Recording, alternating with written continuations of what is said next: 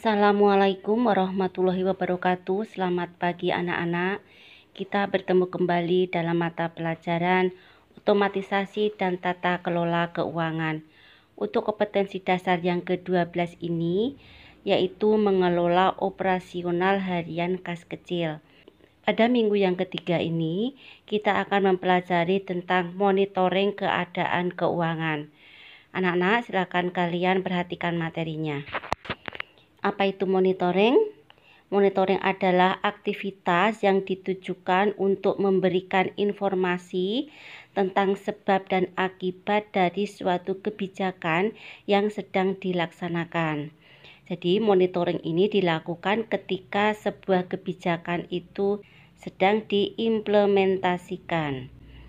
Monitoring ini diperlukan agar kesalahan awal dapat segera diketahui dan dapat dilakukan tindakan perbaikan sehingga mengurangi resiko yang lebih besar.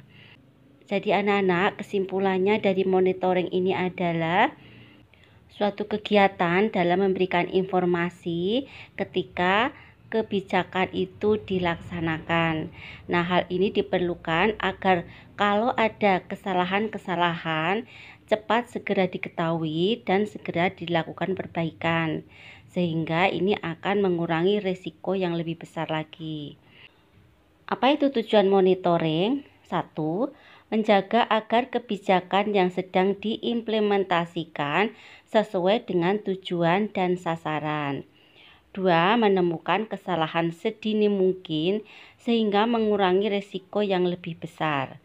3. Melakukan tindakan modifikasi terhadap kebijakan apabila hasil monitoring mengharuskan untuk itu. Kemudian, apa itu evaluasi? Evaluasi itu adalah kegiatan untuk menilai tingkat kinerja suatu kebijakan. Jadi, evaluasi ini baru dapat dilakukan kalau suatu kebijakan sudah berjalan cukup waktu. Nah, anak-anak, perbedaannya itu antara monitoring dan evaluasi itu adalah kalau monitoring itu dilakukan ketika atau di saat kebijakan itu dilaksanakan. Nah, sedangkan evaluasi ini adalah dilakukan ketika kebijakan itu sudah dilaksanakan, ya. Kemudian, apa sih tujuan evaluasi?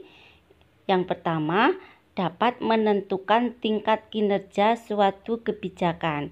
Melalui evaluasi, maka dapat diketahui derajat pencapaian tujuan dan sasaran kebijakan.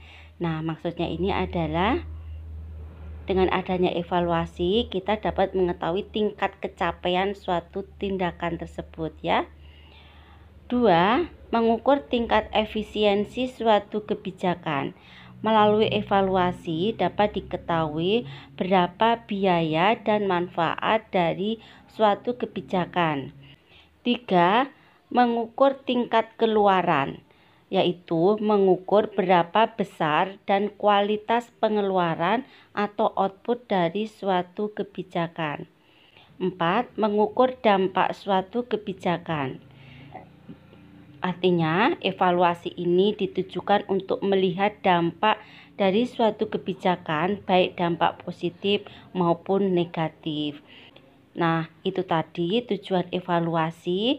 Intinya bahwa, dengan adanya evaluasi ini, kita itu dapat mengukur keberhasilan suatu tindakan atau adakah dampak yang positif maupun negatif dari kebijakan yang kita lakukan tersebut. 5. Untuk mengetahui apabila ada penyimpangan. Untuk mengetahui adanya penyimpangan yang mungkin terjadi dengan cara membandingkan antara tujuan dan sasaran dengan pencapaian target. Nah, ini maksudnya hasil yang kita dapatkan itu sesuai atau tidak dengan rencana yang sudah kita buat, gitu ya, atau target yang sudah kita buat. 6. Sebagai masukan atau input suatu kebijakan yang akan datang untuk memberikan masukan bagi proses kebijakan ke depan agar dihasilkan kebijakan yang lebih baik.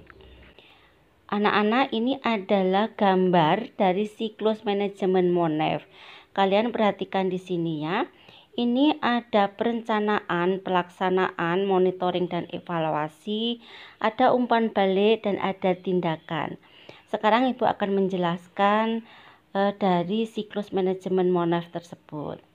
Suatu kebijakan itu dilaksanakan, tetapi terlebih dahulu kita buat perencanaan yang matang agar nanti di saat pelaksanaan kebijakan tersebut dapat berjalan dengan baik sesuai dengan rencana yang sudah kita targetkan atau rencana yang sudah kita buat gitu ya. Dalam pelaksanaan tersebut dilakukan monitoring dan evaluasi.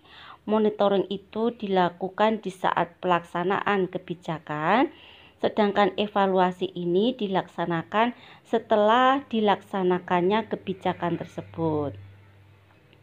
Apabila hasil dari pelaksanaan kegiatan atau kebijakan tersebut sesuai dengan rencana, maka langkah selanjutnya adalah mengambil tindakan atau melanjutkan ke tahap berikutnya, yaitu dengan membuat perencanaan yang baru lagi untuk dilaksanakan pada tahap berikutnya.